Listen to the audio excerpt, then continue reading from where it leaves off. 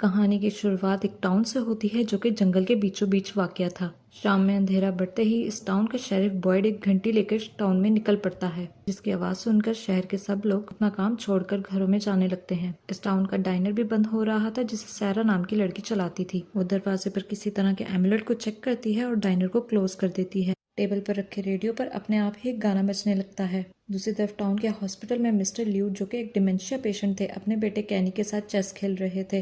उनका बेटा कैनी यहाँ का डेप्यूटी था।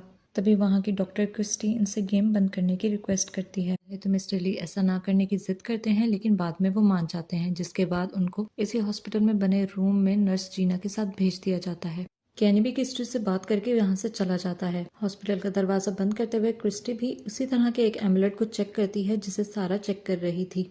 तभी कैनी बॉयड के पास आता है और बॉयड यहाँ पर दूरबीन से एक कॉलोनी हाउस को देख रहा था, जिसके बाहर कुछ लोग फन कर रहे थे, लेकिन अंधेरा होते ही वो लोग भी अंदर चले जाते हैं और दरवाजा बंद कर देते हैं। इस कॉलोनी हाउस में टाउन के कुछ लोग मिलकर रहते थे। जिसके बाद बॉयड भी स्टेशन की तरफ जाता है और स्टेशन के बाहर एक बोर्ड पर नाइट विदाउट इंसिडेंट 96 लिखा हुआ था। मतलब टाउन में कोई हादसा हुए 96 रातें गुजर चुकी हैं। दूसरी तरफ बार में फ्रैंक नाम का आदमी नशे में धुत पड़ा था, जिसे बारटेंडर लात मार के उठाने की कोशिश करता है, लेकिन फ्रैंक के ना उठने पर वो उस तावीज को चेक करके वहाँ बार बंद करके चला जाता है। लेकिन घर पर फ्रैंक की बीवी लॉरेन और उसकी बेटी मेगन उसका वेट कर रहे थे। बहुत देर इंतजार के बाद जब लॉरेन को यकीन हो जाता है कि अब फ्रैंक नहीं आएगा, तो वो एमुलेट चेक करके दरवाजे लॉक कर देती है। रात को जब मेघन अपने रूम में थी तो उसे खिड़की से अपनी ग्रैंडमा की आवाज आती है। वो उसे खिड़की खोलने का कहती है क्योंकि बाहर बहुत ही ठंड थी। मेघन को डाउट होता है कि ये उसकी ग्रैंडमा हैं भी या नहीं, लेकिन फिर भी वो खिड़की खोलने के लिए आगे बढ़ती है। ये देखकर लॉरा उसे रोकने की कोशिश करती है, लेकिन उससे पहले ही मेघन खिड़की खोल चुकी थी। मेघन के ऐसा करते ही वो ग्रैंडमा खौफनाक दरिंदे में बदल जाती है और उस पर हमला कर देती है। अब सीन शिफ्ट होता है अगली सुबह एक कैंपर वैन पर, जिसमें जिम अपनी वाइफ टैबी और उनके बच्चे जूली और ईथन के साथ ट्रिप पर जा रहा था। जिसके बाद फ्रैंक अब सुबह उठकर अपने घर की तरफ आता है। घर के बाहर बहुत ज्यादा भीड़ थी।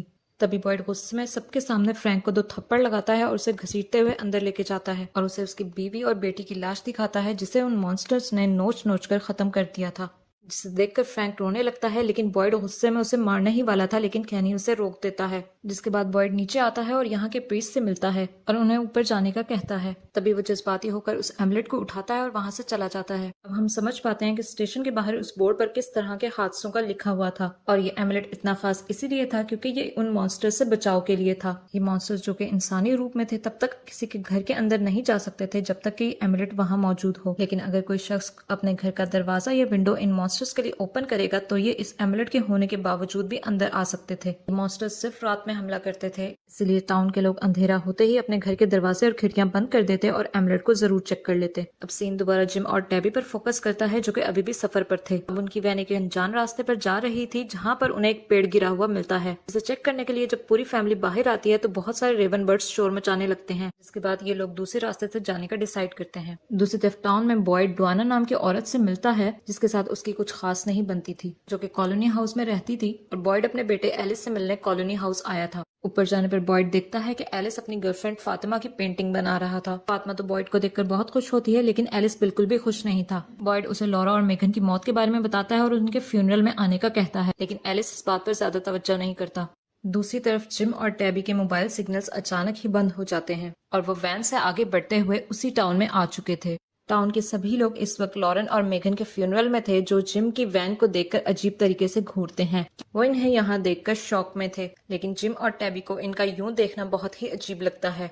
फिर भी जिम नीचे उतरकर बॉयड से हाईवे का रास्ता पूछता है। बॉयड, जो कि इन्हें यहाँ देखकर बहुत ज्यादा शॉक था क्योंकि इस टाउन में बहुत अरसे से कोई बाहर से नहीं आया था, वो जिम को सीधे चलते रहने की सलाह देता है और जिम भी इसके लिए मान जाता है। जिम को लगता है कि शायद इन्हें आगे हाईवे का रास्ता मिल जाएगा, लेकिन उस रास्ते पर सीधा आगे चलने पर उनकी वैन दोबारा उसी टाउन में आकर रुक जाती है। अब ये लोग सारा से हाईवे का रास्ता पूछते हैं, लेकिन वो अजीब तरीके से घूरती है और कुछ कहे बगैर ही वहां से चली जाती है। जिम दोबारा से उसी रास्ते पर आगे बढ़ जाता है, लेकिन जिम और टैबी दोबारा उसी टाउन में आ चुके थे। यहाँ जिम और टैबी की बहस होने लगती है क्योंकि ये हाईवे पे पहुंचने के बजाय तीसरी बार उसी टाउन में दोबारा आ गए थे। जिसके बाद जिम अब वैन को अपोजिट डायरेक्शन में लेकर जाने लगता है। उसे ऐसा करता हुआ कैनी और बॉयड भी देख रहे थे और वो अपनी कार से उनकी वैन के पीछे जाने लगते हैं। जिम वैन को चला रहा था, लेकिन उनकी वैन के सामने अचानक एक कार आ जाती है, जिसकी वजह से उनकी वैन पेड़ों से टकरा कर गिर जाती है, जिससे जिम की फैमिली जख्मी हो जाती है। ईथन के पाँव में एक रॉड घुस गया था, टैबी बेहोश हो गई थी और जूली और जिम बुरी तरह जख्मी थे।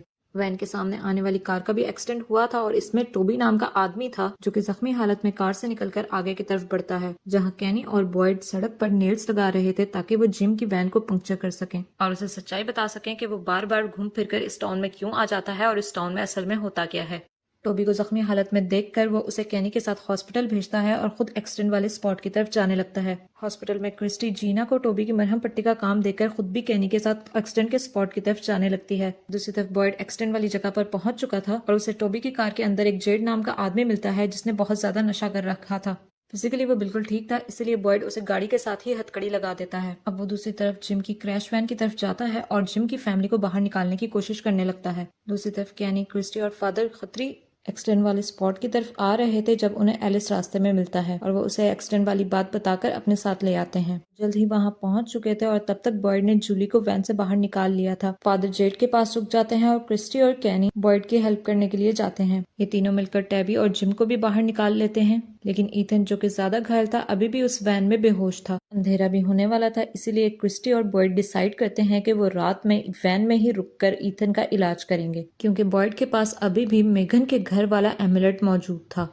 लेकिन वो बाकी सबको खतरे में भी नहीं डालना चाहता था, इसीलिए बॉयड जिम को समझाता है कि उसे अपनी बाकी फैमिली के साथ टाउन में जाना पड़ेगा क्योंकि रात में ही जंगल बहुत ही खतरनाक हो जाता है। और बॉयड कहता है कि वो और बच्चों को दफनाना नहीं चाहता। पहले तो जिम उसकी बात नहीं मानता, लेकिन बॉयड के इतना फोर्स करने के बाद वो समझ जाता है कि शायद खतरा बहुत ही बड़ा है। लेकिन टैबी ईथन को ऐसे ही किसी स्ट्रेंजर के हवाले नहीं करना चाहती थी, जिस पर जिम क्रिस्टी और बॉयड के साथ वैन में रुकने का डिसाइड करता है और टैबी और जूली को बाकी सबके साथ टाउन की तरफ भेज देता है। दूसरी तरफ टाउन में हॉस्पिटल में हम सैरा को टोबी के पास देखते हैं, जो टोबी को किस करती है, उसे सॉरी कहती है और अजीब तरीके से बिहेव कर रही थी और ऐसे ही वो उसे स्टैप करके मार देती है। उसके बिहेवियर से ऐसा लगता था जैसे वह खुद के कंट्रोल में ना हो और ऐसा उससे कोई करवा रहा हो। दूसरी तरफ कैनी जब गाड़ी से सबको लेकर टाउन की तरफ आ रहा था तो उसके ही बिछाए हुए नेल से उनका टायर पंचर हो जाता है, क्योंकि वो उसे वहां से उठाना भूल गया था। अब क्योंकि अंधेरा भी हो ही चुका था, कैनी फादर और एलिस जेड, टैबी और जूली को उनके साथ सिर्फ भागते रहने का कहते हैं। उन्हें समझाते हैं कि रास्ते में उन्हें कोई भी बुलाए, पुकारे,